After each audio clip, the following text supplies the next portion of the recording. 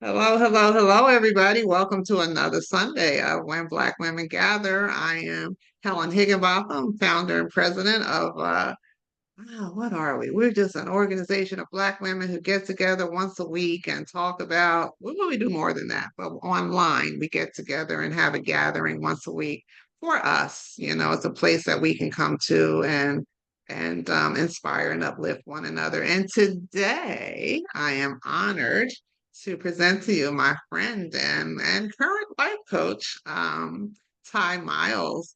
And Tye and I today are Tye's going to do most of the talking. I'm just going to suck up the energy, which I hope you all will too.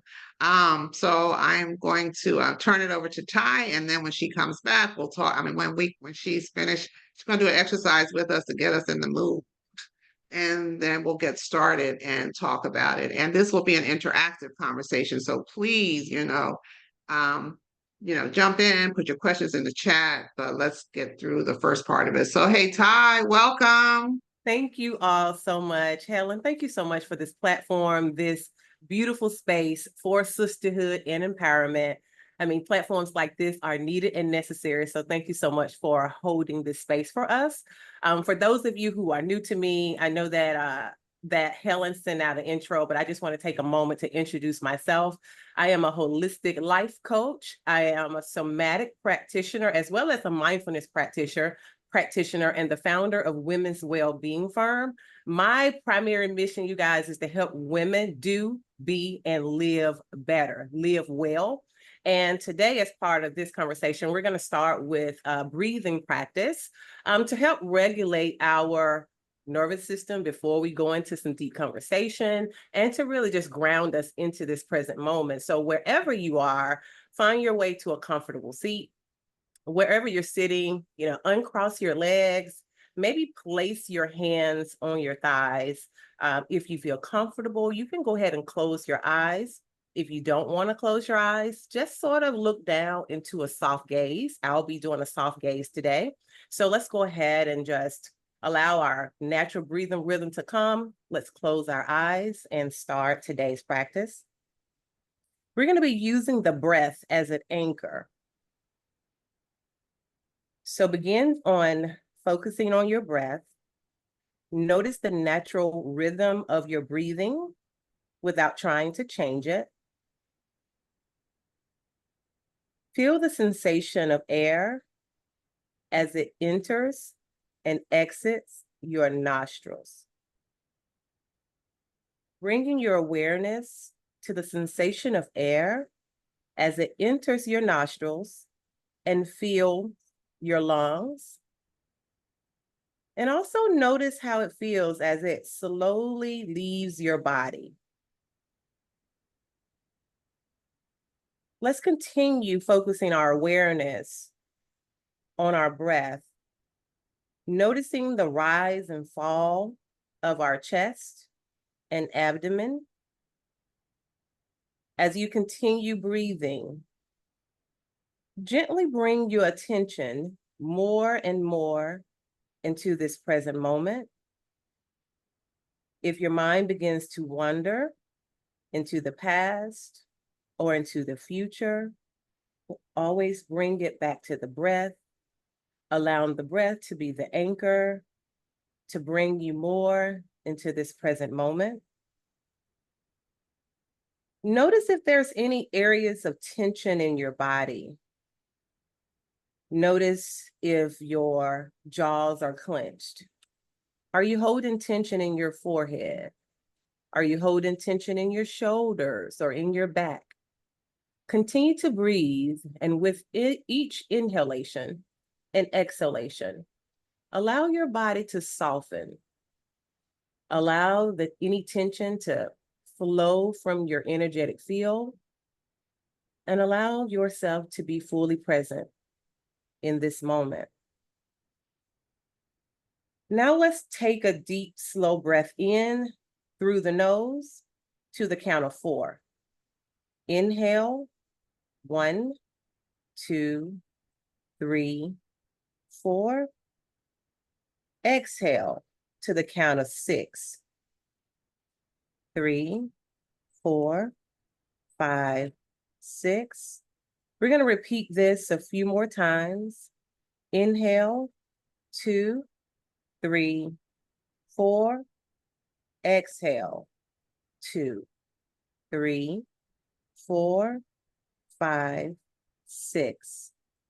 Another deep inhale, 2, 3, 4. Another slow exhale, 5, 4, 3, 2, 1. Continue breathing on your own. As you breathe into this moment, silently say to yourself, I am here now. Allow this affirmation to anchor you in the present moment. Shifting from the deep breaths back into your natural rhythm, feel air entering your nostrils and exiting your mouth, bringing your awareness to the sensations of your inhalations and your exhalations. Enjoying the natural rhythm of this breathing cycle, noticing if the air entering your nostrils is cool, noticing if it's warm as it exits. As we take one more breath here, bringing this practice to a close, let's maintain the calm and the sense of presence that we've been able to cultivate in this moment. With the next breath, slowly open your eyes. Notice how your body is feeling. Notice how you feel now, as opposed to how you felt at the beginning of this practice. Hmm. Hmm. Huh. Beautiful, beautiful breathing, ladies.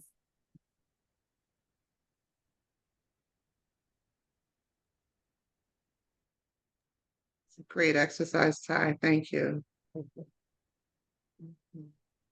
So now that we have relaxed our minds and prepared ourselves for what I'm sure is going to be an intriguing and motivating conversation, can y'all even hear I sound more relaxed, don't I? Because Yeah. I am. So why are we doing this call today? Ty already told you about her background and who she is. And like I said earlier, I know Ty to do this work, and I just think that for those of you who know my own situation, and today might be a little bit more about me than it should be, so bear with me, indulge me, please. But we are going to talk about where we are in our lives, and crossroads. When I simply call it crossroads because I think many of us, given our personal lives, what's happening around us politically, the uncertainty of what's happening around us, we're at places where we need to be making some real life decisions about what are we doing, which way are we going, what will be our response, how should we respond, how can we protect ourselves before we, get all caught up in stuff. So, I'm going to hand it over to Ty, and she's going to talk to us in general about how we navigate these challenges that present themselves in our lives. And then you all, please, Ty is comfortable, she said, with you all, engaging her during the conversation. So just use your hand apparatus. And if you know how to raise your hand apparatus, if you don't, just say, hey, Helen. And especially you guys on the phone, I always forget my people on the phone. Just jump in and obviously put questions in the chat or comments, and Ty and I can both see them. So I'm going to go off screen and turn it over to you, Ty. Thank you so much. Thank you so much again, Helen. As Helen said, this is conversational. I like engagement. I like interaction. The more energy to give me, the more energy I can give you. I just believe that's how the exchange of energy and all of our needs are met. I think this is a powerful conversation around crossroads. As Helen has shared, there's so much going on in this world, not to even take in consideration what's happening in each of our personal lives in this moment. Crossroads is a very powerful conversation. And I think this is a place, I personally feel that this is a place where every woman should live from. And crossroads, to be honest, I look at them as opportunities to better align our lives with our beliefs, our vision, our values, our wants, our needs, and our goals. So every crossroads give you the opportunity to do that. And crossroads are scary. That's the first thing to come to mind for me. The second thing, crossroads can feel intimidating, and it really requires you to make decisions, which further emphasizes why crossroads can wreak so much havoc on our nervous system, on our physical bodies, and in our world. I have a little bit of backstory here, and I'm going to be speaking to you all first as your sister and a woman, and second as an expert based off my experiences and expertise. I just want to be very clear with that. A lot of what I share today will be grounded in my personal experience, not just something I have learned in the book. Both of them are very relevant. But what I teach you and share with you all today is first coming from my personal practice. I live from a mindful state. I live from a place of prioritizing my well-being now. I have not always done this, but I think this is the place that every woman who is looking to make a powerful contribution to the world without sacrificing herself and her sanity and her well-being in the process, this conversation of crossroads is going to color some things in and make the decisions that we make individually even more practical for us. I've gone through 2 crossroads over the last 7 years, and these are profound crossroads. Many of us, we will find ourselves at crossroads, like several small crossroads, but the type of crossroads that change the direction of your lives or alter how you show up in this world as a woman, as a being. I've experienced 2 of those over the last 7 years. And this last one, 2 years ago, is when I began to navigate that. And the first signs that I was at a crossroad was not necessarily a point of decision where I had to do something, where I had to make the decision. But the first sign that I was in a crossroads was how my body was responding to my environment. And so this looked like chronic stress. This looked like pain in my bodies. This looked like frequent headaches. I'm gonna just keep it super real. This looked like severe constipation because everything that was happening in my life was causing me to go into this state of fight and flight. Now, as we go through this conversation, I'm watching the chat, so drop your questions in the chat. But if I share something that's relevant to you, I want you to drop GEM in the comments, GEM. That just let me know that, it's landing, it's hitting, you're tracking where I'm going. So if something that I'm saying is resonating with you, drop GEM in the comments. And so I was in this state of fight or flight. And that's why this conversation, again, is important, because I think as oftentimes when we're at crossroads, our thoughts go to, how do I fix it? How do I fix it fast? I want to get to feeling better, which is a great thing. But oftentimes that pushes us into irrational thinking. But that is because we're dysregulated. That is because we are dysregulated. Now, we don't oftentimes think about what's going on behind the scenes when we find ourselves in this state of fight or flight, in this state where we are stressed, where we might feel burnt out, where we honestly, you might be a little more attitudey, you might be a little more snappy. These are some of the signposts that we are experiencing some type of emotional dysregulation. And so when you find yourself in this moment, this can be, right now, the uncertainty in the world is with this political state. I got a whole nother side conversation around that because, within your families, at your jobs, in various communities, there's talk about this political race that creates some type of internal upset within your body. It upsets you, you got stress, your heart rate increase, right? You might find yourself clammy. You might find yourself, feeling disconnected in some type of way with people that you thought you were on the same page with. Also, you might have some shifts in your relationship. Maybe this relationship at one point served you, but now at this point in your life, the relationship, you thought that was your best friend. You thought that was your boo. You thought, even I'm in a married, committed relationship with a partner. And I sometimes look at my husband like, okay, I'm just like, okay, like, is this forever going to really last? And I'm just keeping it 100% real because, oh my goodness, one moment, because, we change as women and we evolve. And so as we evolve as women, some of the things we need evolves. And oftentimes it comes up with a point of friction. We realize that there is something that no longer feels good for us. This could be finances. That is a big one. Finances change. And you have so many other types of uncertainty.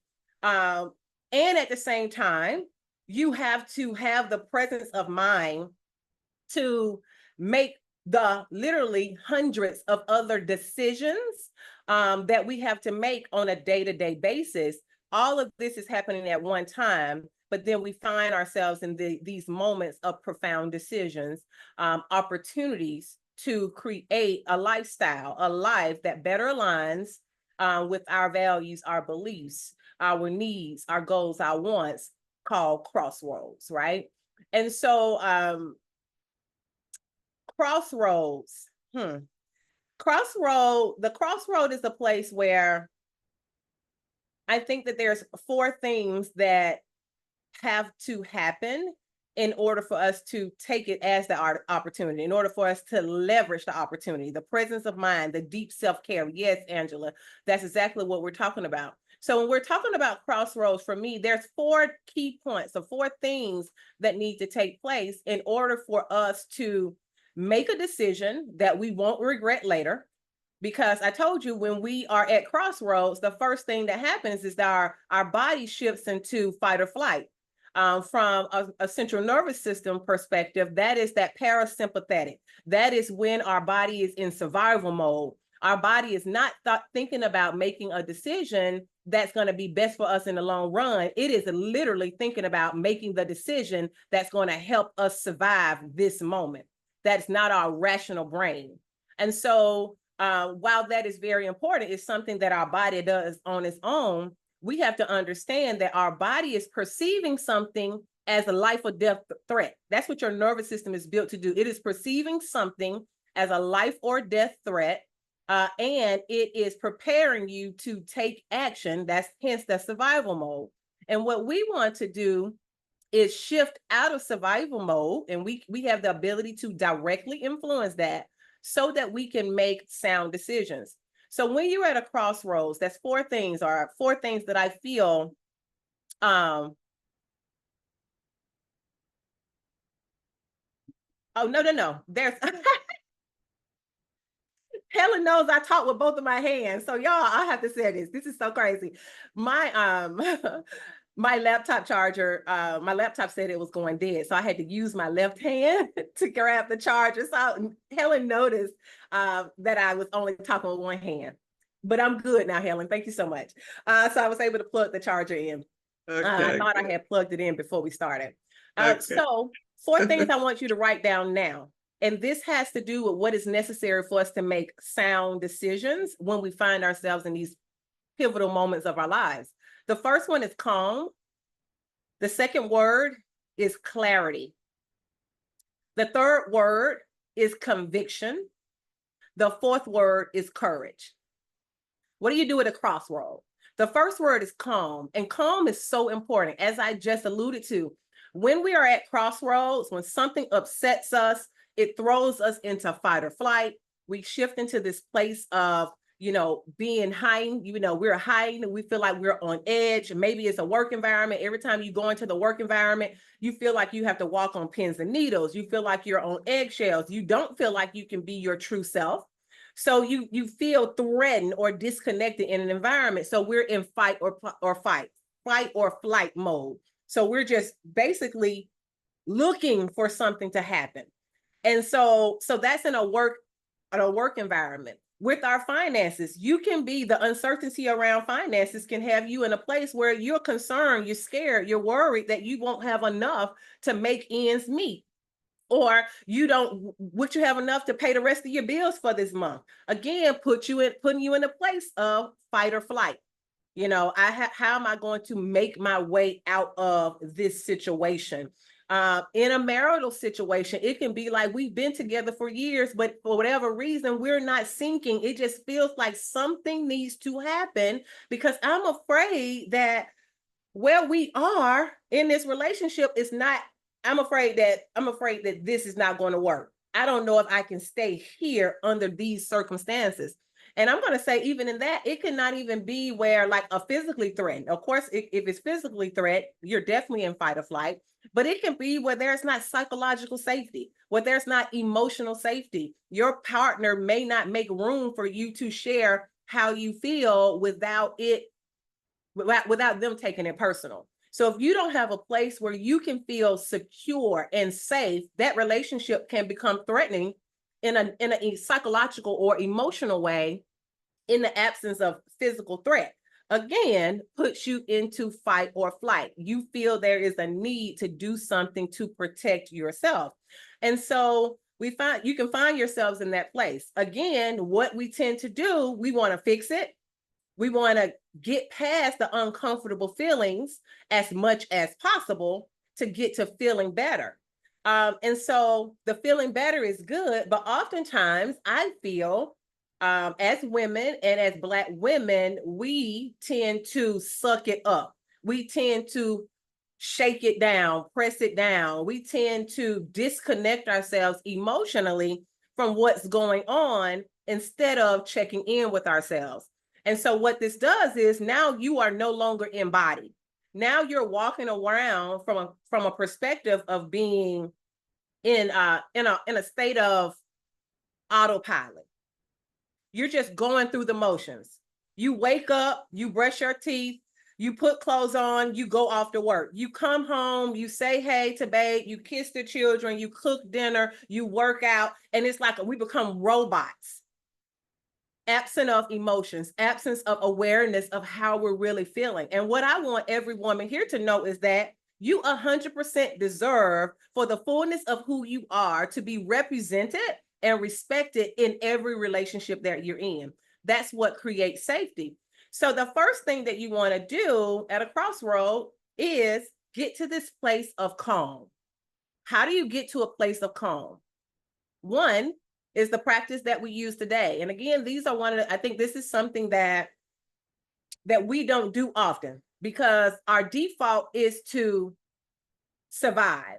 Our default is to get through it. Our default is to press. Our default is to sometimes even settle. Our default could even be to shrink, because we want to avoid conversation and we want to feel safe, even if that sense of safety is false.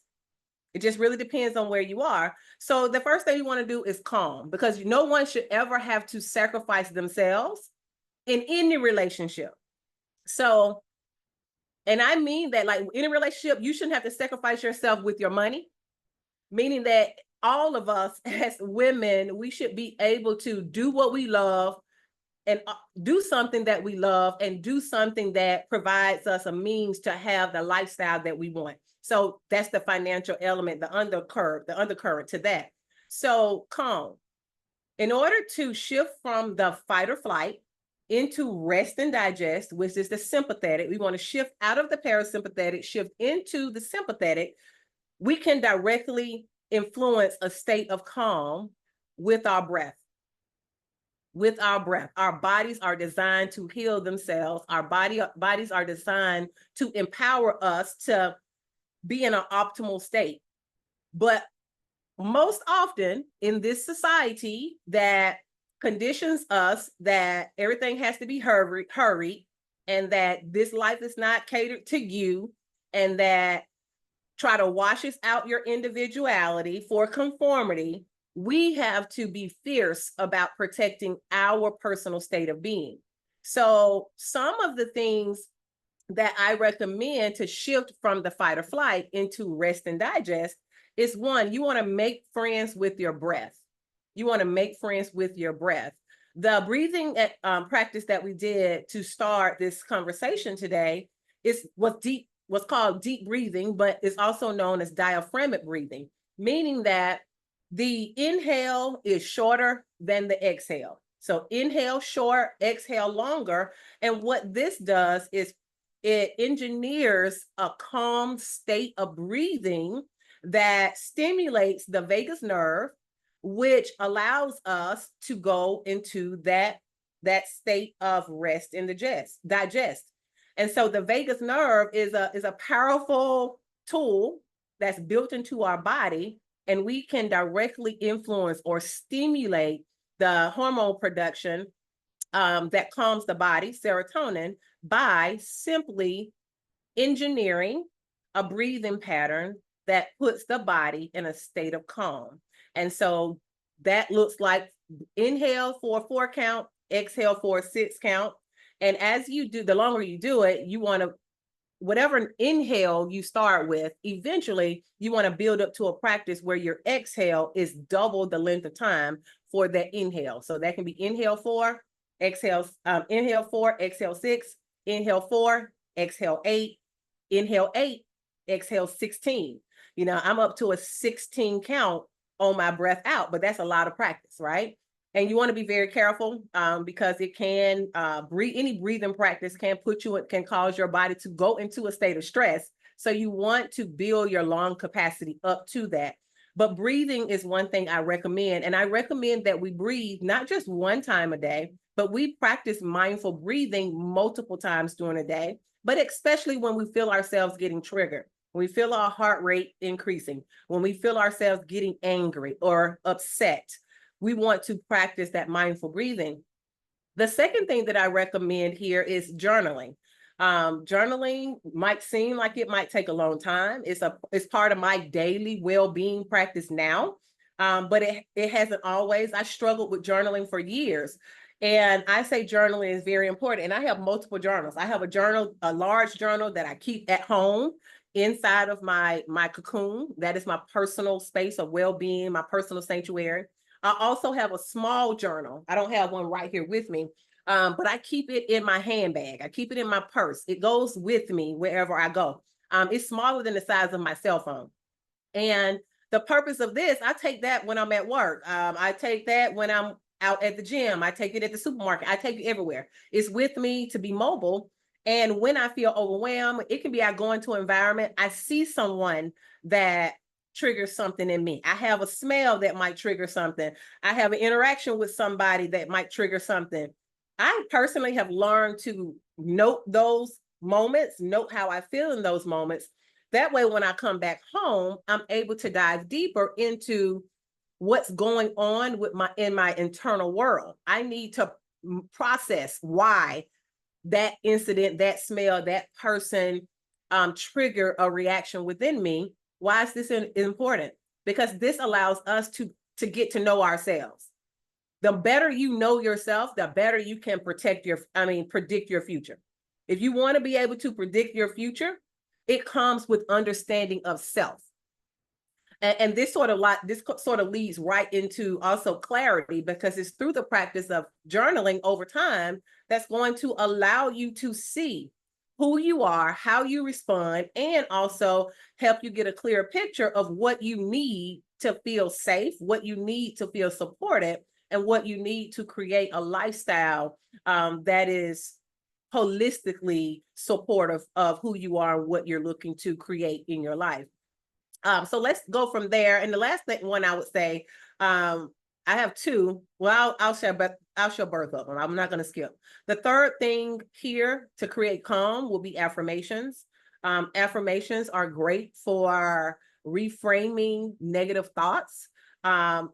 Oftentimes when we're in stressful situations, when we're at crossroads, what tends to happen is that we leave the present moment. And this is something I really want us to take, because this is something that has been helping me so much over the last 2 weeks, because I've personally been experiencing mental fluctuations one moment I feel good, that, you know, I feel inspired, I feel hopeful. Literally 2 seconds later, I'm like, what the, you know, like what the heck, you know? And so you have those mental fluctuations. How many of you ever been there? How many of you might go through some mental fluctuations on a daily basis, almost depending on, you know, where you are in life? We have those mental fluctuations. And so I have realized that the greatest thing that gets between where we are right now and where we want to be, our goals, our relationship, our, you know, whatever you want. The biggest enemy to that are mental fluctuations. When we are emotionally unstable, our feelings begin to lead us. Our feelings begin to tell us what to do, instead of staying grounded or connected to the end result, the end outcome we are creating. We get caught up in the moment of how we feel. And so, I mean, I tell you, the last couple of weeks, it's been up and down and up and down and up and down. And even yesterday, to be fully honest, I was definitely up and down and up and down and up and down in a day. Just one, yesterday was that day for me. And so what I realized that I have to do is affirm myself. And that's the power of positive affirmations. So what happens when we're at a crossroads is that the present moment is the only moment that we have, from moment to moment to moment. The present moment is all that we have. But the mind easily slips out of the present moment into the past. We reminisce on how it was, which causes us to compare that to what's going on in our lives now.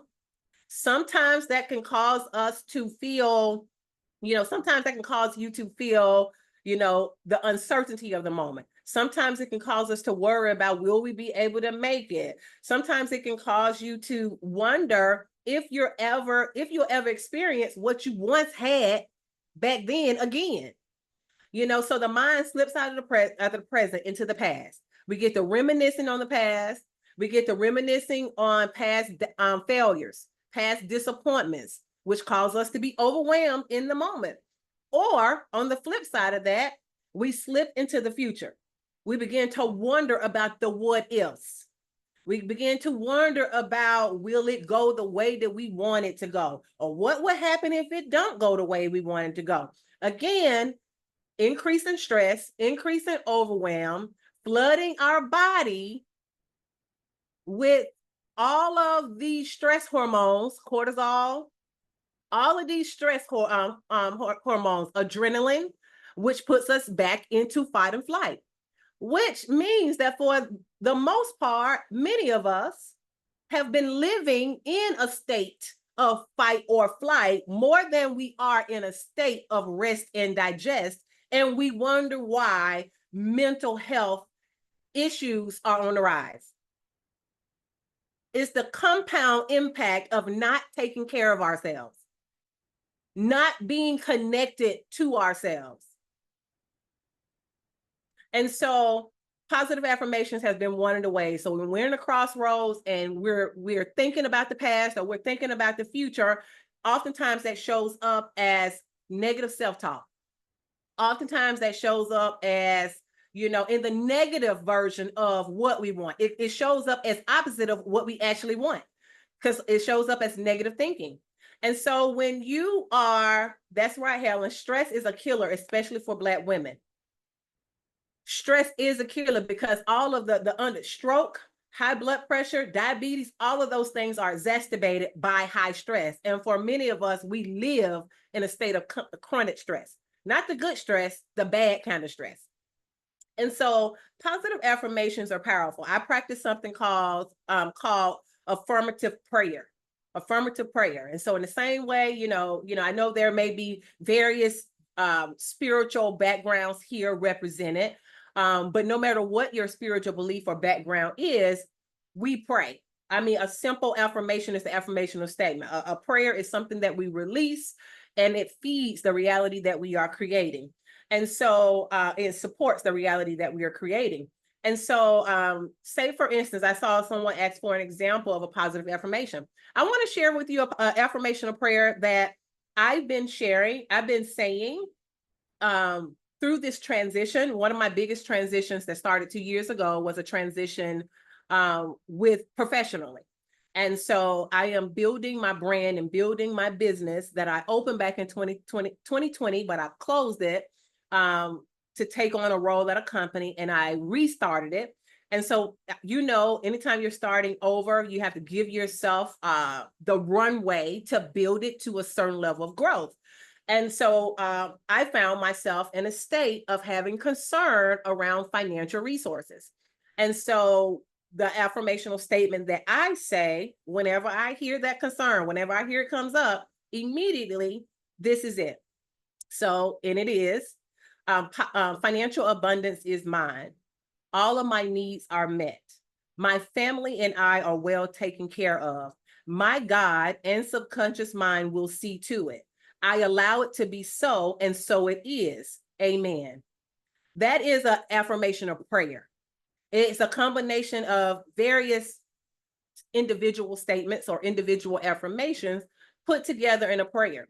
So every time I have a thought, a concern about my financial well-being, I state this affirmation of prayer to reframe, to ground me in my belief when the situation is causing me to experience some emotional or mental instability. And instability, I mean fluctuation, something that's opposite of what I believe.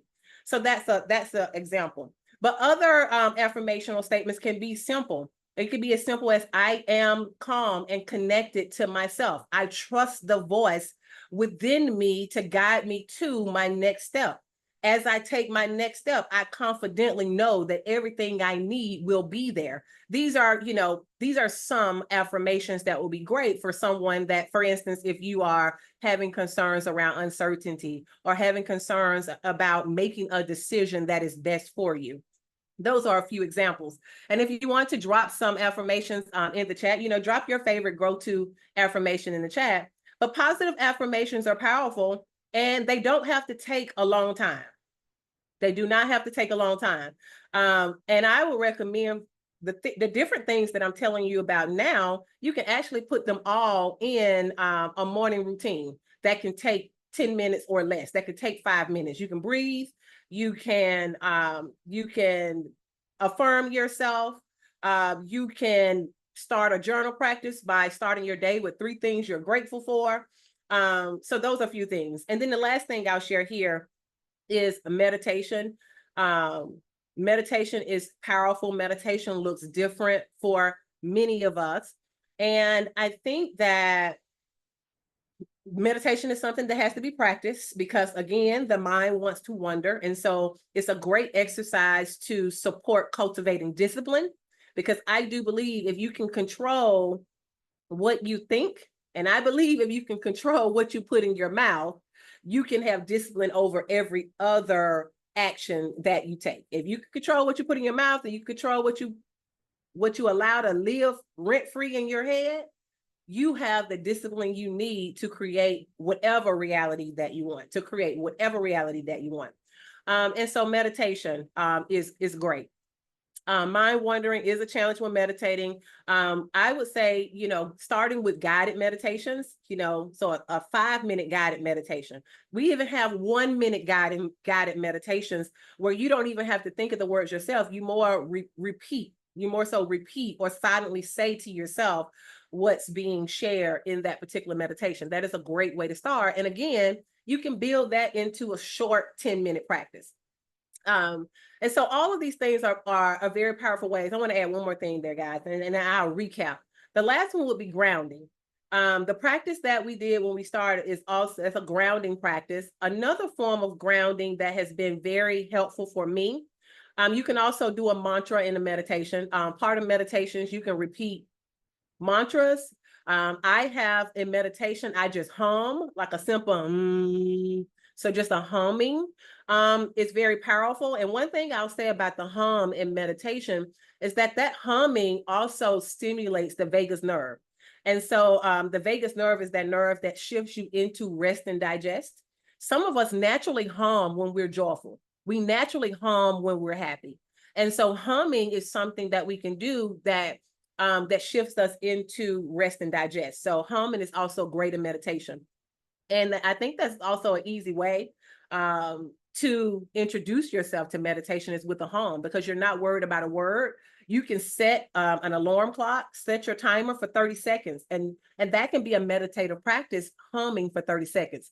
And I'm just saying this to say, like, it is so simple to build in a wellness practice to support your mental and emotional well-being, especially in Crossroads.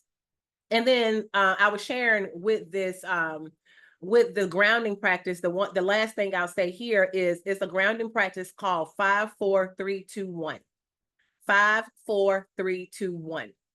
This is another practice that is very good to anchoring you in the present moment. When everything around you seems like it just won't stand still, when there's so many things changing around you, you need to anchor in this present moment. Remember, the present moment is all that we have. And so with that understanding, the 5-4-3-2-1, find 5 things that you can see and say the 5 point and say the 5 things that you can see. Say 4 things. Identify 4 things that you can hear in your immediate environment, outside the window. 4 things that you can hear. Can you hear the birds chirping? Can you hear the trash, the trash truck coming down the road? Can you hear the humming of your PC? What are 4 things you can hear? What are 3 things you can smell? I can smell my cup of coffee. I can smell the perfume I'm wearing. I can smell the moisturizer in my hair. Like 3 things that you can smell. What are 2 things that you can taste right now, right? Can I taste? Does my mouth taste sour? Does my mouth taste sweet? I can taste, the lip gloss that I have on my lips right now. That is 2 things that you can taste. And then what is 1 thing that you can touch right now? And so I can touch and I can feel the material of my dress. So that is called 5-4-3-2-1. That is a grounding technique that is, very powerful, very practical way to bring yourself in this present moment. And it also communicates to your brain that you're not in imminent danger, allowing stress levels to lower and stimulating that rest and digest state that's going to allow you to to feel safe. And then from that place of feeling safe, make the best decision that serves you instead of engaging in something that does not serve you. So quick recap on, 5 things that's going to help you create calm. And so that was the grounding practice. So breathing, we did that when we started. We also talked about the grounding practice, which is the 5-4-3-2-1 technique. We talked about meditation, which, guided meditations are great for you to start with. We talked about positive affirmations, which are great to reframe the negative. And then we talked about journaling. Journaling will be great to allow us to process our emotions. It's also a place for us to, use as a safe space to vent anything and everything that might be going on within us. And I also say about journaling, it's a way to get what's going on within you outside of you. So you're able to contain it on paper versus allowing it to just, take up space and negatively impact your emotional well-being. So it's a way where you can literally take what's going on inside of you, take it out, write it on paper. You can see it on paper. So it's a place of you kind of, exiting, creating some separation between yourself and the thoughts that are trying to intrude on you, that becomes intrusive. And then that from that intrusive state can cause you to, experience more emotional or mental instability or mental fluctuations. So that is the calm. So instead of rushing past this state, which oftentimes we do, we need to check in with ourselves whenever we feel that stress by creating calm. Calm is the healing aspect of the work that we do. And then I share with you the next 3 things are clarity. Once you're able to calm yourself, put yourself in a safe state of mind. Once you can see that your physical environment is safe, you feel safe. Now this brings you to clarity. Clarity is where you ask yourself, Yes, and jump in with questions. Thank you, Helen. Clarity is where you ask yourself, what do I need in this moment? When was the last time you found yourself in a stressful moment and you ask yourself, what do I need right now? When was the last time? Answer it. The last stressful situation you were in, did you immediately try to solve the problem?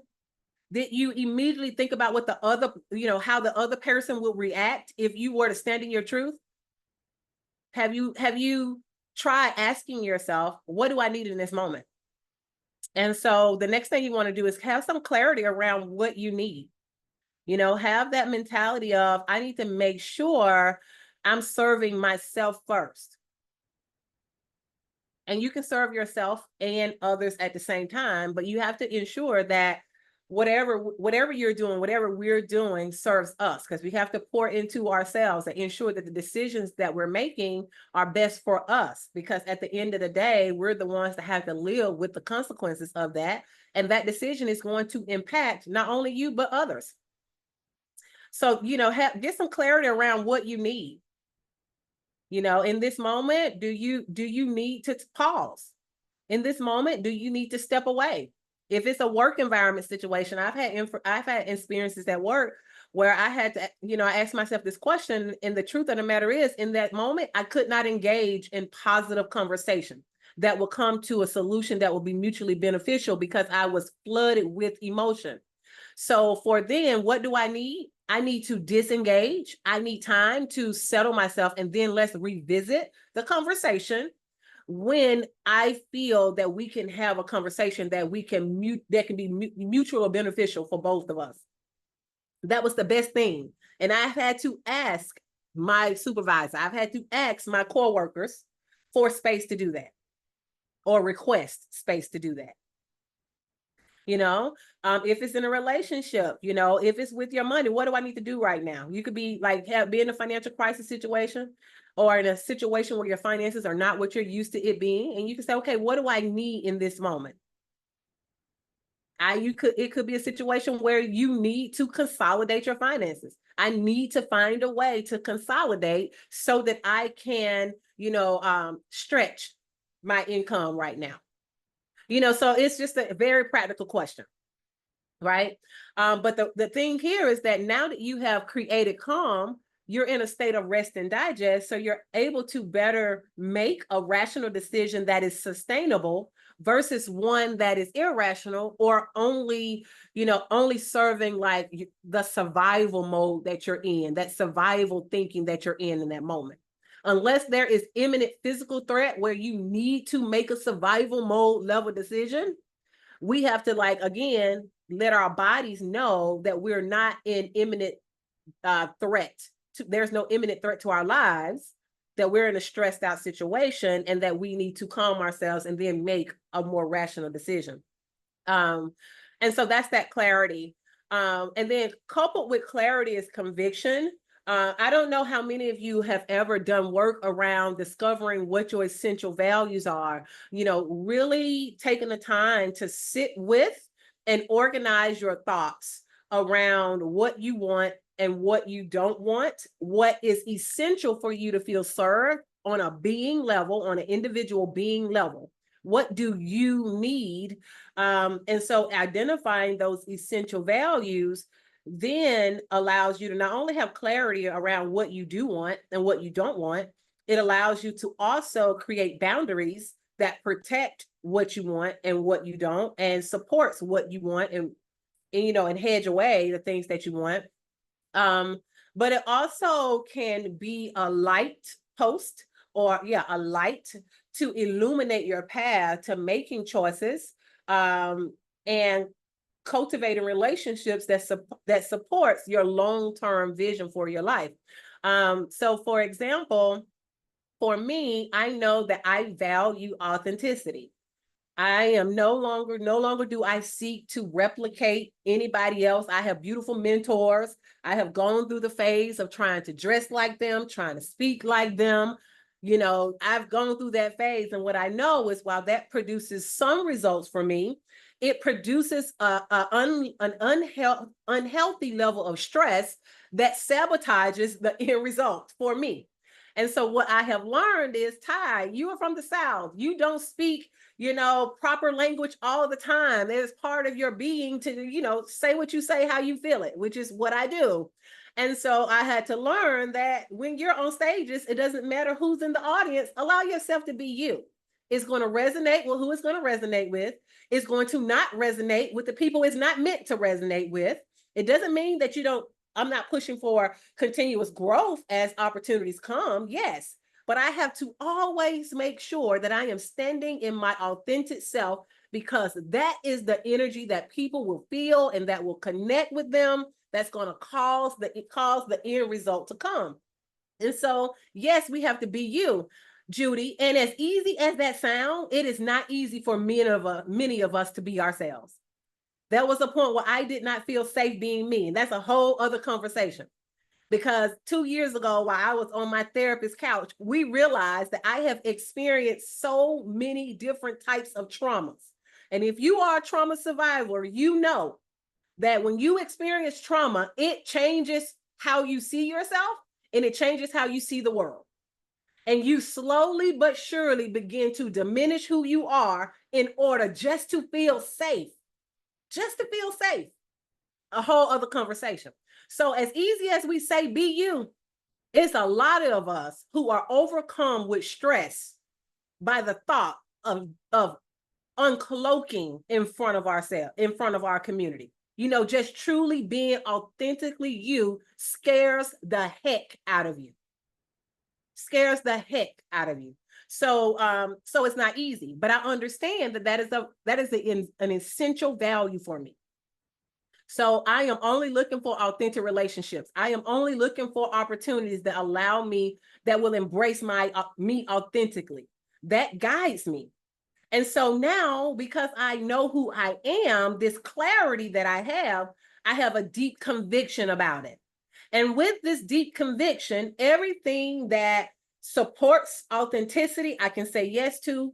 And any situation, any person that I find myself with or in, if it does not cultivate an environment where I can be myself, it is a no. It is a hard no. And so, and the same thing is true for you. Once you're clear on what you want, what you don't want, once you're clear on your essential values, once you are clear on your vision for your life, now you're able to move forward from a place of conviction. And then that last C was courage. And then I'm going to open it up for any questions. That last C is courage. You have to have the courage to show up fully self-express, the courage to say yes, let your yes be yes, and let your no's be no, understanding that as you allow your convictions to lead you, and you have to be courageously allow your convictions to lead you, that the ultimate life and lifestyle you want, you're calling it into you. You're calling it into you. And let's wrap all this up. Why is this important to this conversation of Crossroads? Because usually at a crossroad, there is friction. There is an event in your life that is causing you some type of stress or overwhelm. There's an event in your life that's making it clear that you are experiencing something that you don't like. You don't like how it feels. You don't like the impact of this environment or the impact that this relationship is having on you. And so a crossroad is the perfect opportunity to create a life that's more aligned with your beliefs, your values, your needs, your wants, and your goals. But you first have to know what those things are. You first have to know what you want, what you need. What is your life? And some of us are at a space where we need to revisit some of these things. As we step into the next half, I'm 42. I had to revisit my life vision. And honestly, it has evolved. Some things have changed. My mantra is new life 24. This year, I went in and I intentionally, because I now am clear on what my values are. I'm clear on what I need. Used to be, money was my driver for everything because I come from poverty. So when I was young, everything was about Everything was about making sure I earned enough money to not be in poverty, to make sure my children had a different lifestyle. And that was my driver. But when I tell you what you need in survival mode is different than what you need to thrive. What you need to survive and what you need to thrive are two different things. And so a crossroad is the perfect opportunity to make any necessary adjustments, to straighten out any misalignments, to better align with who you are and what you need. So I'm going to the chat here. You have a question. You mentioned that this process needs to be a practice. What do you do to stay on track when you are falling off the process? And ladies, please raise your hand or take yourself off mute, but let's engage. Tye? So that question, I'm looking for that question again. Okay, you mentioned that this process needs to be a practice. What do you do to stay on track when you are falling off the process? So this is good. So first of all, if you have a practice in place, you will be able to see once you set benchmarks, like when practically speaking, when I have a practice in place, and I'll just give you an example of what my personal practice is right now. When I wake up, it is going to be gratitude journaling. After gratitude journaling, after my purse, I cut through, brush your teeth, that kind of thing, get dressed. From there is for me, it's looking as it's mindful movement. After mindful movement, I have my meditation, affirmation. Then I have a try list that I refer to. That's the list I made the night before as the 3 primary things that I need to accomplish today. So I have my try list, I review my schedule, and then I go into my day.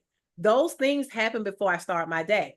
Now, I know for me, one of the ways I know when I'm getting off track, and this is one here recently, even this morning, Judy, I realized this morning that, and I told y'all this week, I've been having more mental fluctuations.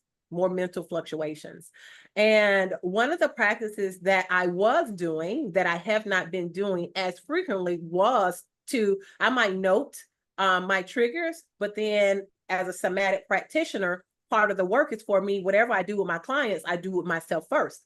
So for the last couple of weeks, while I've been journaling through the trigger points, I have not been going back to that work to process it from a mindfulness perspective. So from a mindfulness perspective, not to get too deep in this is like what limiting beliefs have come up. That situation made you feel this way, but why did it make you feel this way? Did it make you feel disconnected, flawed, less than? Which way did it make you feel? So until I get to the root cause, what happens is more opportunities that allow that mental fluctuation comes up. And so for me, I realized that I was getting off track. So when I realized, being aware of my increased mental fluctuations, that was the signpost that I need to get back to a practice that I was not practicing. But the first thing was having that practice outlined such that I know what I'm doing at what time. And when I don't do those things and I have an increase of, I'm going to say increase of outcomes or experiences that I don't want to experience, I go back to that process that I have documented and say, where am I off? What am I not doing that I was doing? And so oftentimes when we get to feeling better, we stop doing the things that helped us feel better in the first place. That happens with a lot of us. And so I think with something like that is having a documented process, having benchmarks that are in place to help you that are indicators that you are working your process, and then having increased self-awareness around like taking moments to, just sense and connect the dots between how you're feeling and what you're no longer doing, or how that practice might be off, how you've gone off, and then going back to the practice.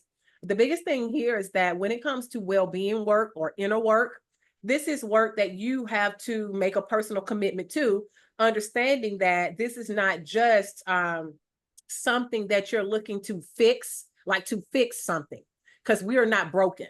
You're not trying to fix something, but you're cultivating a practice that's going to help you uphold a certain level of well-being and experience that in a sustainable way. So it is a personal practice. So I hope that I answered your question there. But the biggest thing, when you go off track. And oftentimes, if we're honest, we know exactly what we've done or what we're not doing to be off track in this work. So you got to first have a documented process, and you have to commit, make a decision to, take your mental and emotional well-being to a next level, prioritizing it. And I'm certain, as one who practices it, when you prioritize your mental well-being, the benefits of it are far exceeds the amount of time that you're putting into it. So it's one of those things that you have to commit to, because at first it can, because we're so used to moving fast or moving hurried, or even for many of us, we're not used to prioritizing ourselves in that way. And so it's easy to gloss over. It's easy to start skipping yourselves, because the default is that many of us skip ourselves anyway. Many of us, if we're honest, we take ourselves out of the question, we take ourselves out of it. We don't move through this life in a way that prioritizes us. We move through this life in a way that prioritizes something that we need. So I know I need the paycheck, so I need to do the job. We prioritize doing the job because you are prioritized, you're need-based, you're need-driven, versus being driven from a place that truly supports who you are. So that's a very important shift that we have to make. Thank you so much for saying that. I mean, as you were talking, I think one of the things that I realized for me is that I don't think I was sort of giving myself that time, because it requires time. It requires for us to prioritize some time to run that routine through till it becomes a practice. Thank you so much. Absolutely. So we have a question from Miss Carter. Hi, thank you. Well, thank you, first of all, Helen, for putting together such a great platform. This is fantastic. And then Tye, thank you so much for all of the gems you were dropping. I wanted to, every time you said something, I wanted to type gem, but I said, okay, Glennis, don't overdo it. But I do have a question and a comment. And my question is really around triggers. And I was listening to what you said about triggers, and then really identifying those triggers, noticing them, and then journaling about them so you can sort of dissect them later. So my question is, to your point of there's a lot going on, there's overwhelm, and sometimes I feel like I'm being triggered all the time. I feel like every time I turn around, there's a trigger, not, if I really reflect, I'm triggered a lot. And so how do you sort of, I guess, prioritize those triggers so that you're really truly addressing them? Because again, you can have so many triggers. And so what would be your recommendation on how to prioritize those triggers so that you can start to work through them? So first, first noticing them, and it's going to be all, like you said, it can be many of them. So here's the thing, for many of us, this is not work that we have intentionally done. Like, it's not work that we've intentionally done. I was out in the yard yesterday. I have this pebbled pathway in my backyard, and I've been neglecting it. So a lot of weeds have started to grow up through the pebbles. So it's not as pretty as it once was. And it's right outside my window that I look at every day. And so when I look out there, it just reminded me of these conversations. I was like, look at this beautiful path that is full with all the weeds, like all the weeds. And so yesterday, I said, I'm doing something about it. I'm making a decision. I'm going out there and I'm doing something about it. My husband wouldn't even come out there with me. He was like, we just going to pay the yard guy. And I know the yard guy is not going to do it like I do it. So I'm like, this is going to be my exercise for the day. I go out there, Glennis, and I start to do the work. And I was like, oh my gosh, there are so many different types of weeds. Some of these weeds, like, they are rooted down in, they got little small roots. And that one little plant has a root base this big with a lot of thin. So it's going deep and it's going wide. And I'm like, and I'm doing the work, and I'm like, this is hard work. There's so much. And I had so many times I wanted to stop doing the work because I got overwhelmed. And I will look to the left and I look to the right. And I'm like, dog, I've only done this much. and it's this much to do. I think that's how it is in our minds too, right? We have so many things that could trigger us, and we start and we feel like we got this one thing that I'm focusing on, but it's like, now that I've done this work, inner work around this one thing, I got so much that I need to work through. So I just shared that because I thought it was the perfect example to how when we neglect something, it gets overgrown and it can feel overwhelming. But what I want you to know, that is definitely attainable. It is something that you can do if you commit to the work. And it doesn't matter how, yes, there is work. Yes, my body feels all the weed pulling I was doing yesterday, and it was a lot of weeds. But when I look out at that area now, it is clean and it's beautiful. It is nourishing to me to look at again. And I've committed. I'm not going to let it get overgrown that way. So circling that back to the question that you just asked, Glennis, I think it comes to doing the work to organize what's on our internal landscape. And at first, that process may feel overwhelming. So taking that time, and it can just be allocating some time. One, a journal is going to be super useful. Journals are a great way for self-awareness, as you know, as you and Helen know, where you're just going to start writing down. It's just about noticing, stopping long enough to just write something down. That's the first thing you're going to do. And it's just about writing down anything that you feel might trigger you on any level. And when I say trigger, the way that I look at this word trigger, I'll break that down. Some of you may be asking yourselves, this is anything that activates an insecurity that directly impacts your identity.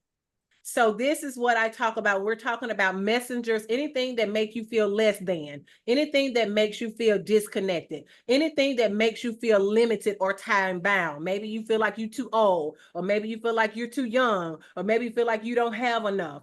Anything that makes you feel flawed, or I think I might have said disconnected. So less than, disconnected, flawed, time bound. Anything that make you feel that way are usually the things that's going to trigger us, because those are things that directly activates an insecurity as if we are not enough. There's something wrong with you.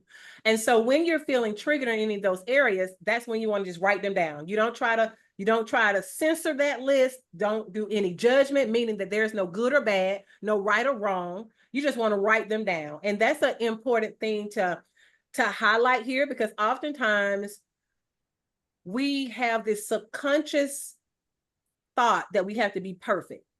And so in our thought of being perfect, we intentionally, our minds avert us from anything that might seem like it's going to point us towards not being perfect or not being good enough. So this is where it's important to not judge, to just write it down. And then from there, Helen, once you write those things I would say start with on your own, start with the least threatening thing, something that's benign, something that's not going to cause you to go into a depressive state. If you're not in one, right? Something that's not going to cause you to go into a dark place. So that means, because once you become aware of these things, that awareness can cause you to be emotionally sensitive. Just becoming more aware, you're going to be more emotionally sensitive to what's going around you. So start with a thing that feels safe to address, especially if you're going to start this work on your own. Now, when you want to go into deeper things, when we're talking about limiting beliefs are a big thing. Those are those internal barriers that show up that keeps us from making progress in our lives. It shows up and causes us to self-sabotage. And there are some deeper things. Worthiness, like self-worth, is a huge limiting belief. It's the area of conditioning. And oftentimes it's great to work with someone like myself, a mindfulness practitioner, or you can work with a licensed therapist or a counselor. Mindfulness practitioners, somatic practitioners, we apply a holistic approach. So it complements very well with working with traditional therapies and traditional modalities. But I know for me, Glennis, when I first started, my family, there's a lot of mental instability. Like I have people in my family that are diagnosed with mental disorders. For me, when I started doing this work, I was not open to working with a therapist, but I did work with a life coach because that felt safe. I didn't feel like I was buying into a belief that something mentally is wrong with me too. Now, after being in this work for a while, I now have holistic practitioners. I have a somatic yoga therapist, and I also work with a traditional therapist now. I work with them both. But if you're doing this work on your own, start on your own with things that are not going to cause you to go into a depressive state, right? And you also can choose to work with someone like myself to help you organize and have a process to work with, to integrate different levels of your triggers into your life, integrate and work through different ones. So if you want to address some of the tougher triggers, then it'll be helpful to work with someone, have someone on your support team to help you integrate, your tolerance for those bigger triggers without causing you to go in what we call fallout, without causing you to be so emotionally overwhelmed that the work is no longer supportive to your emotional well-being. Got it. Okay, perfect. Thank you. I wanted to, if you could talk, thank you, Miss Glennis. Appreciate you. Can you talk a little bit, since we're a room full of Black women, the pressure that we put on ourselves to be the strong Black woman?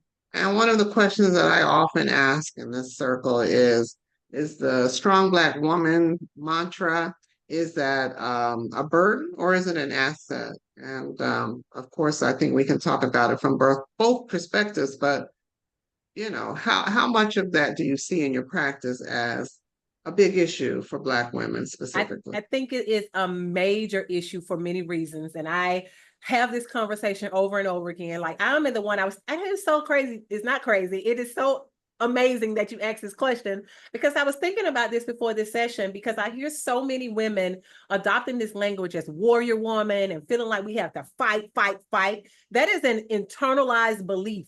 That is actually a limiting belief that we have internalized, that to have what we want, we have to fight, or it has to be hard and difficult for us to have what we want. That is an internalized belief. Now, for some people, that is a reality. And for many of us, that is a reality that our ancestors, or those that before us, they have paved the way. They have really sacrificed themselves, their bodies, their beingness, to lay that foundation of groundwork to lead us to where we are today.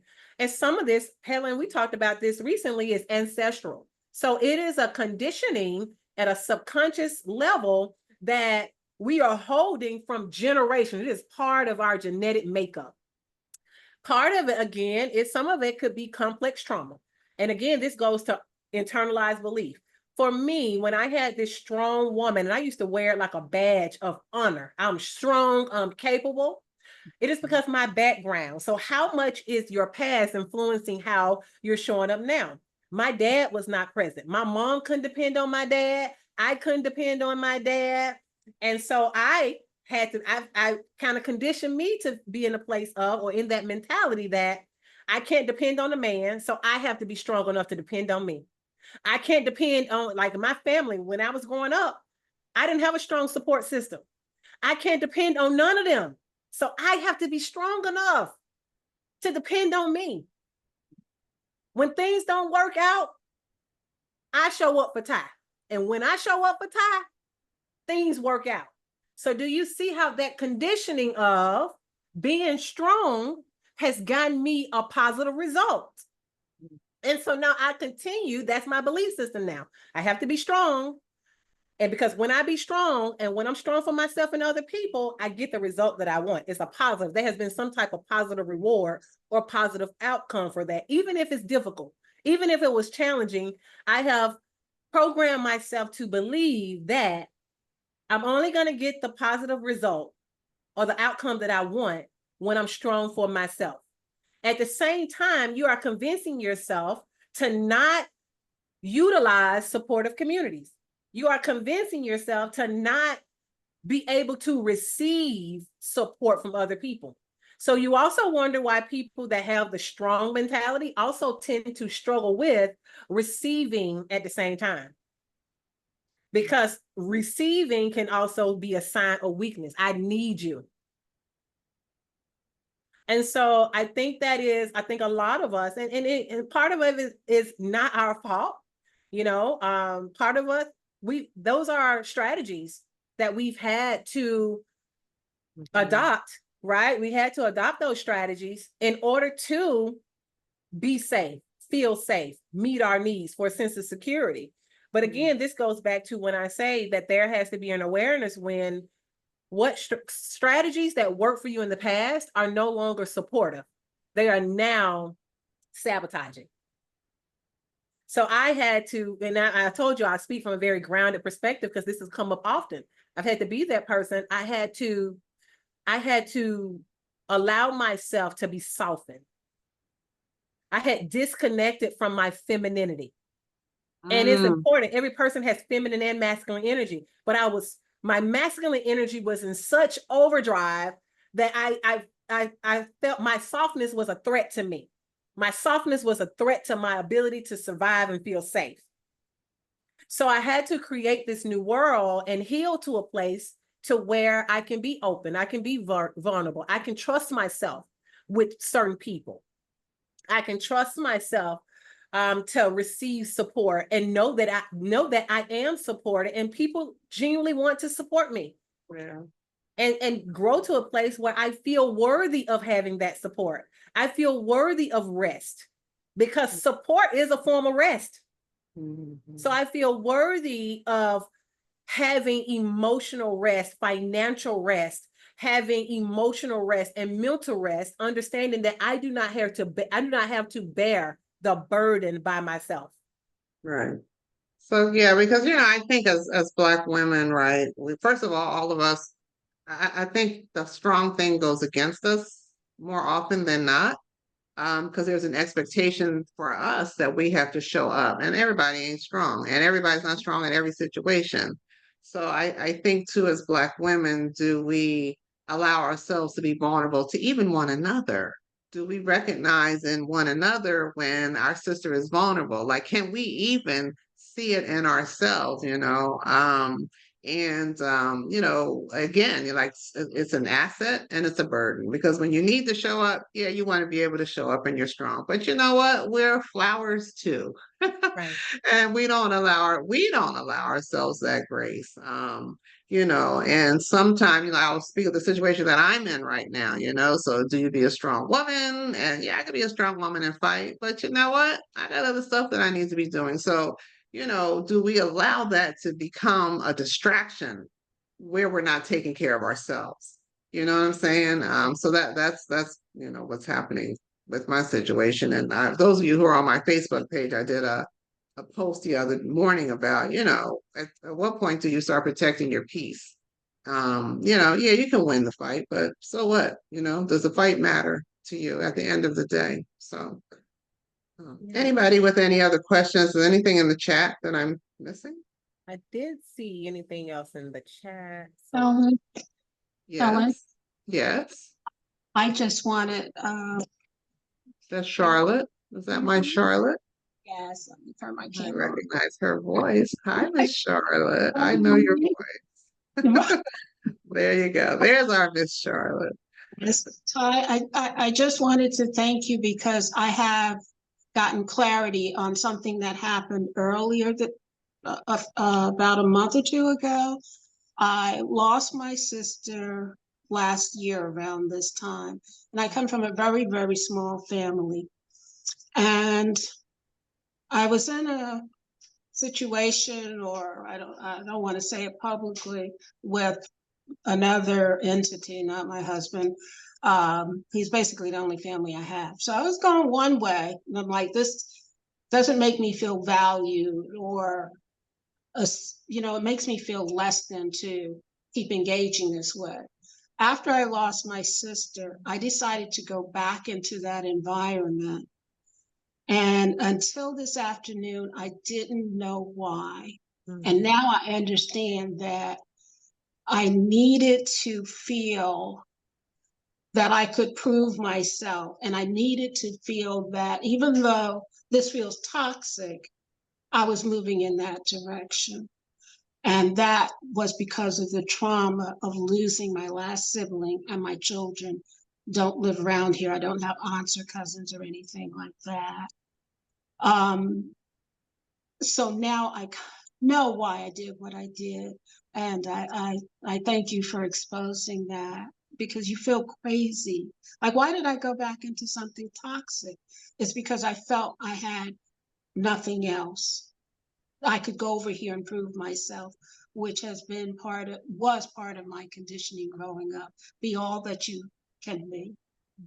Secondly, a trigger for me, and I know most of the time Black women don't discuss it. So if you, and you're really young, I never thought I would think about aging because my mother lived to 96. You come to the point where you start wondering if the person that's with you will be able to take care of you, not because they don't love you. I can't go pull the weeds. So I was watering flowers and injured my wrist such that I had to go to urgent care. So it's become a trigger to think about aging, or to look in the mirror and think about aging in a way that I never thought that I would think about aging. So my question is, how do I, and I know it's dwelling on the future for the most part, but how do I stabilize myself at this transition in my life? Can you speak up? Or Helen, because your volume, I'm trying to listen closely, but the volume's a little bit low on that last part. Just re-ask your question. How do I stabilize myself in this present point, realizing that in the aging process, there are things I can't do, and worrying about how I will be taken care of, because I know the person loves me, but will they have that? You know what I'm saying? Maybe I need the weeds pulled out of my backyard and they don't see that as something that's going to help. This is great. That's a great question. So, Charlotte, first of all, thank you so much for trusting this space and trusting me with your share. That is huge. And I do not take that for granted.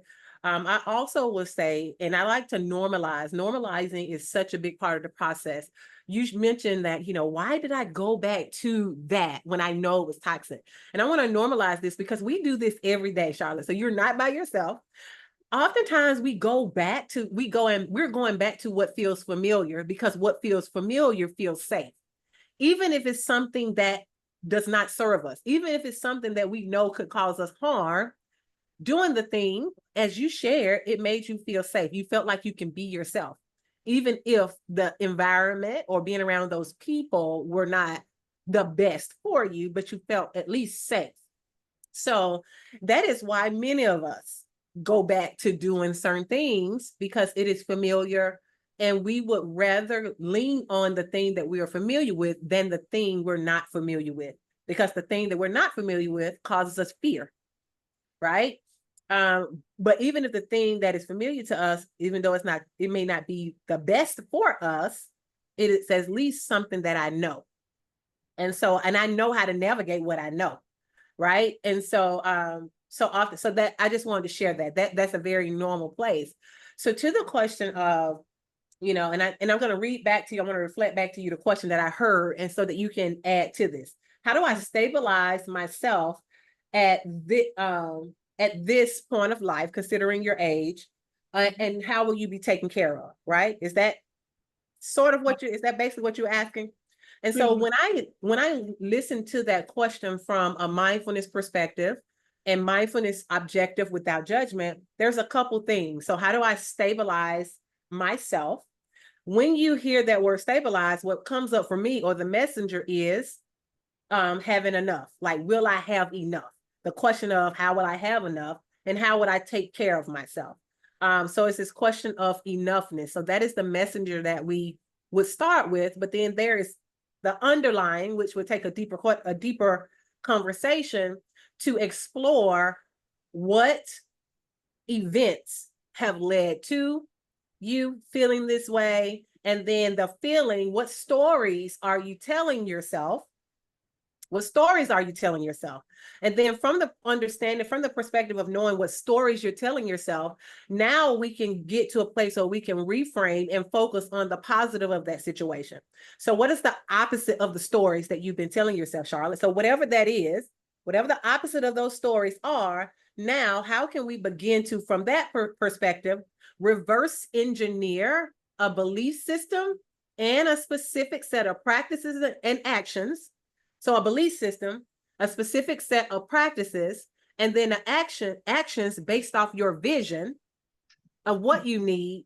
And then from there, we'll take those three things and that's going to create your plan. So now we got to know once you know what your story is, whatever stories you've been telling yourself that does not align with what you want, right?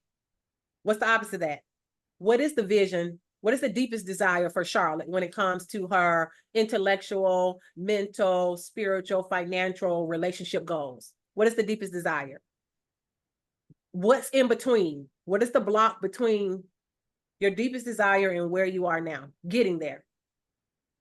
From that perspective, now we get to say, okay, what beliefs, what does Charlotte need to believe, and what actions does Charlotte need to take in order to create that reality? So I kind of tried to break that down in a short form for the conversation that we're having today.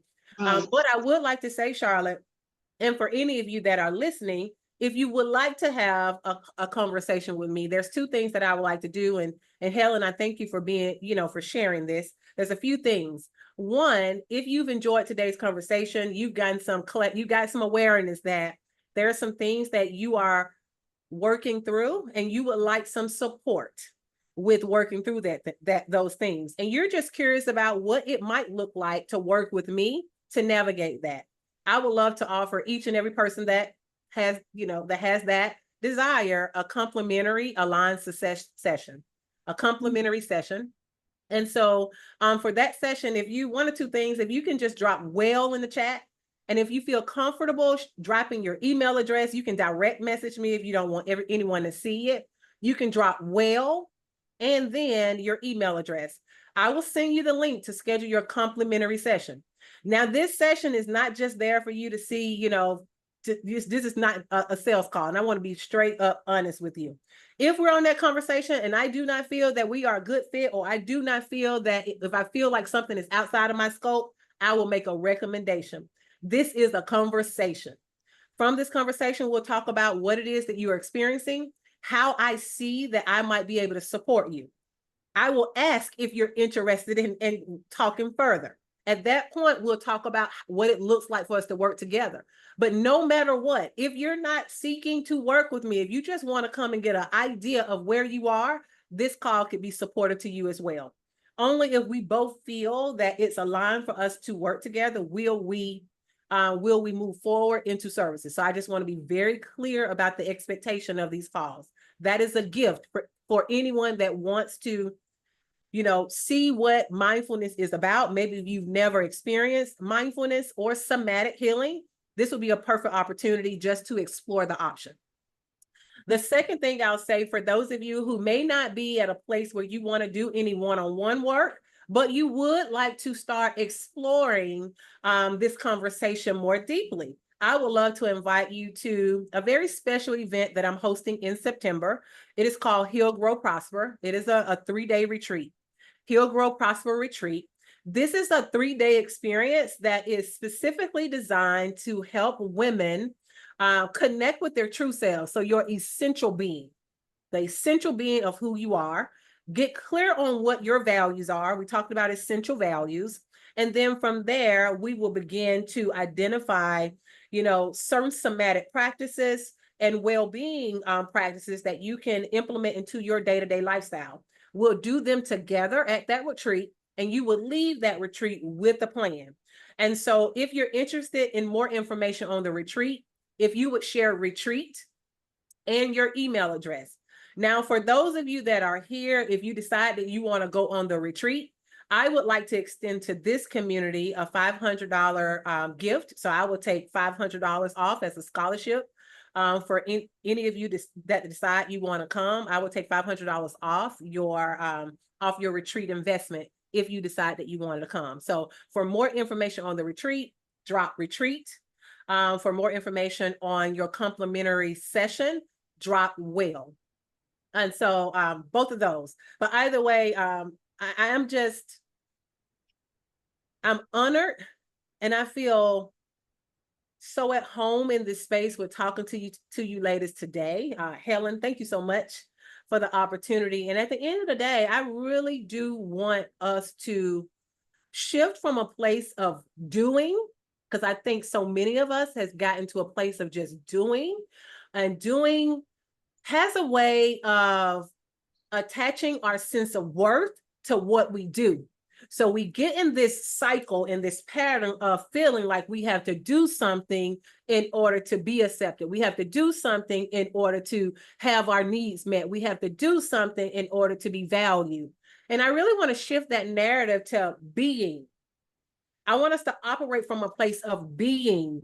The more we be, the more we will naturally have what we need, because it's not based off acting or doing. So I want Black women, I want women to shift from doing more in order to feel worthy, but being more because you are worthy, you know? And so that is the space and in, especially at this retreat, that is the environment.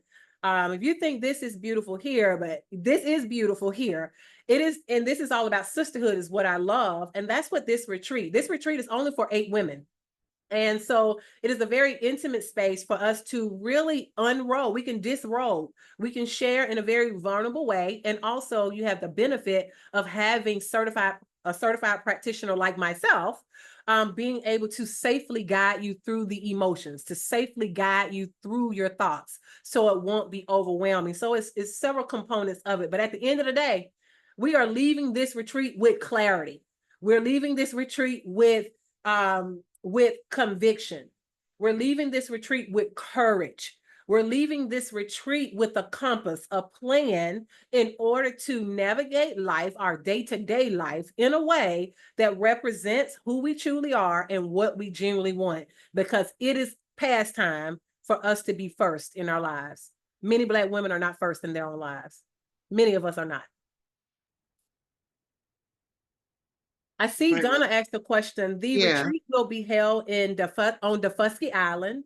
It's in South Carolina. So we are literally disconnecting to an island, which is the perfect serene environment for doing this level of deep inner work. So it's going to happen on Defusky Island in South Carolina. And the dates are September 6th through 9th. September 6th through 9th. Let me see. I'm going to grab this. I'm going to be sending, if you're interested in a retreat, drop retreat with your email address, and I'm going to be sending the details out to you immediately following today's session. So you have a comment in the chat that says, I think often as Black women, when we don't have the luxury to be average, we exude excellence in everything we do and often continue to share our gifts in spaces, places, or even with people, exhausting ourselves trying to change the landscape, and we end up overlooking or not recognizing when the job or person, friend, etc., is no longer worthy of our presence. The boundaries are so important. Yes, and Michelle, you are so right. This is what I was talking about when I made the statement earlier, and I feel like it speaks to this, that we don't feel safe to just be ourselves. Like, we feel like we have to overcompensate. We feel like we have to do more in order to receive what is innately ours. Right. And so the boundaries are super important. And this month within our community, Fierce a Woman, we're talking about boundaries. There's a workbook that we're working through now called Boundaried, how to say no for the health of it.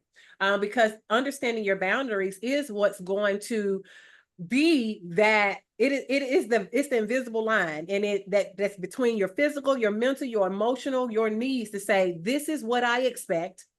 And if you cannot interact with me accordingly, then you cannot interact with me. That's what a boundary is. And so boundaries are very important. Boundaries are also another thing that I think many of us struggle with, because I think that it kind of circles back to this question of worth and wanting to feel accepted, wanting to have the approval. So we will sacrifice ourselves in order to be a part of something, versus feel safe and comfortable and confident in being ourselves, even if that means sometimes not being part of the larger group. which is something that, I mean, that's another conversation to be had. I think your point is very valid, Michelle. Thank you. Thank you. Just thank you for the space and all that you shared today, Tye, and Helen, of course, always for hosting. So thank you, Tye. Thank you. Absolutely. Thank you, Miss Charlotte. I've still got you on blast. Let me remove you.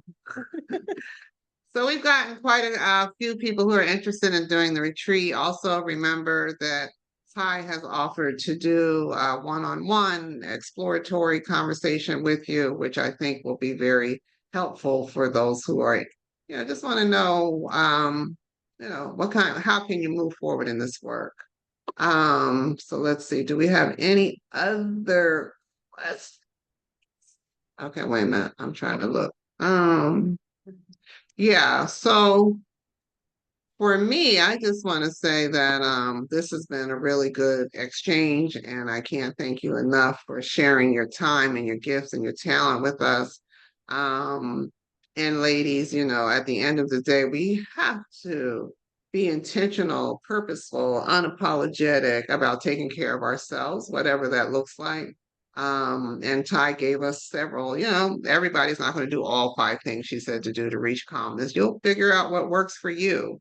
I'm into walking, and just because, and it helps me because when my mind is full, it's just like you just go and it's something that you're doing that's committed to yourself, right? So where you are putting yourself first. And I know Donna is on here. Donna's been taking care of herself, so we need to be intentional. Our bodies were, some of us are up in age and we don't get to do this again. So the sooner we start putting ourselves, taking care of ourselves physically, the mental will fall into place. Yeah, I'm looking at chats and trying to talk to you guys at the same time. Sorry. So before I let her go, and the words of Frankie Beverly, I let her go. Okay, that didn't fly. All right.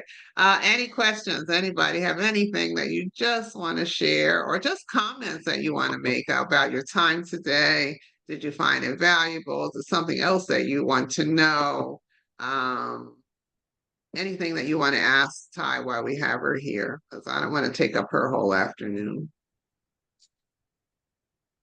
Okay, everybody's quiet. This means everybody's whole and ready to rock and roll. So on that note, I'll say, Tye, if you can give us some positive words to lead us into the new week. Yes. And first of all, I just have to say a thank you to every last one of you on the call. Like, it is so nourishing to be in community with women like you. It is so affirming, and we need more spaces like this. And being here, I know that, from the comments, I know that you all have received value, but I want you all to know that you all have blessed this woman right here. You have blessed this woman right here because it's very affirming. And when you make the choice to be you, to be courageously you, there's no guarantees on where that courage will take you. And oftentimes it's not an easy path to live true and aligned with yourself. It comes at a cost, but it is a cost that we have to be willing to pay. It is the price that we have to be willing to pay every single day. And as Helen shared, we only get one life. We only get one life. And I can remember, and I'm getting emotional now, but I can remember 7 years ago, I had a 7-figure producing brand in the beauty industry. But I knew that even in earning all of that money, that it was not even scratching the surface of who God created me to be. And I made a decision then because I was earning money, but I was dying behind the chair. I was dying behind the chair physically. I had physical ailments. I was overwhelmed. I was stressed. And I was just like, I knew I was meant for more, and I knew I can do more. Just like every woman in this room, no matter what state your life is right now, you can do more. You can have more. There is more for you. And I can remember wanting that. I remember wanting and craving something different in my life. I wanted to step into the fullness of who I was, because for so often I had sacrificed Tye for everybody else. And every woman here deserves to live this one life for you. I don't know who you've been living it for up to this point, but you get to decide in this moment who you will live it for moving forward. For me, I did not want to come to the end of my road and have the awareness that I had lived my life for everyone else except myself. Because that was the road I was on. The kids were taken care of, my husband was taken care of, the church was taken care of, my clients were taken care of, but Tye was neglected. I had money in the bank and didn't have the strength to spend it. So money is not everything. Money is not everything. This is your life. And you don't want to just live it for someone else. And even as you have breath in your body, you want to live your life well. And so my last words will be to know that every last one of us, we are visionaries and we are visualizers. I have the power to have what I see and what I say. What I see and what I say becomes my reality. What you see and what you say can become your reality, which is why it's so important to take care of this thing right here between these two ears, our mind. And that's what I want to leave you with. This is your one life, and you have the power to create your own reality. Every day is an opportunity to wake up, speak what you want, see what you want, and then begin to live your life as if it is already so, and watch how life unfolds for you. You deserve it, and you're worthy of it. Thank you all so much for your time today. Thank you, my love. Can you all come off mute and show Tye some love, please? Thank you, Tye. Thank you, Tye. Thank you so much. Thank you, my Mhm. queen. Thank you so much. Yes, Thank yes. you. Have Yes, a you're blessed so day. awesome. Thank you. This was awesome. Thank you. Thank Yes. Thank you. Be blessed. Yeah. Helen, I kind of think we're gonna have Tye back again. What do you guys say? What do you ladies say? Yay. Of course, yeah. Great. Absolutely. So Tye, you'll be sick. She's already on. For those of you who are on the Facebook page, Tye is already a member there, so you can always communicate with her there. Some of you have left your information for her in the chats. If you think of it later on and you think, you know what, I want to do whatever, the treat or the one-on-one, just let me know. I will definitely roll back with her. By virtue of signing up for this gathering, I have your email address. So, you know, I can reach you through that. If I don't already have your email, most of you know how to get in touch with me. So I don't know how many regulars we have on here, but if we could just all unmute and do what we do for our closing, so we can show off for Tye. But I don't know how many regulars I have on here. But when Black women gather, When together, amazing. Amazing. happen. and this has been another amazing afternoon with you ladies, and I thank you so much. Thank you, Tye. And please hang on. I'm gonna stop recording here, but I want you to hang on so I can tell you what's coming up next. We got some more amazing stuff. Tye, thank you so much. I know you've got a busy afternoon. If you have to leave, I understand, but I'm gonna stop the recording right now, and we'll just talk for honestly 5 minutes, because I literally got to do something and get it done. All right, here we go. Thanks, everybody. Hold tight.